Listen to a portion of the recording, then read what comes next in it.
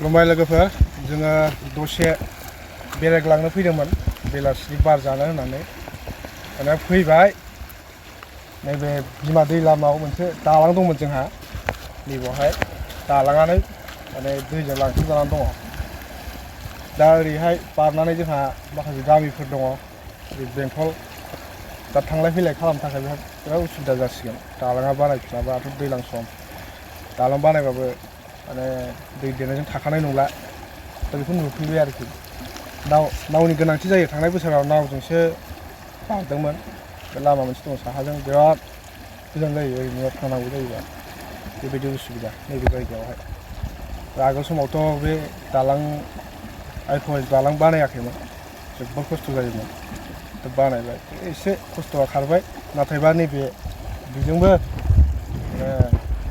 बे जायगानि मानसिफ्रा थांलाय फैलाय खालामनो उसुबिदा जासिगोन आरो बाजार खालामनो मानो कलेजाव फैनो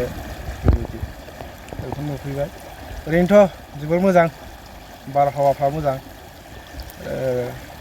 दैसेनि बारथ' बिराद गुसु जायो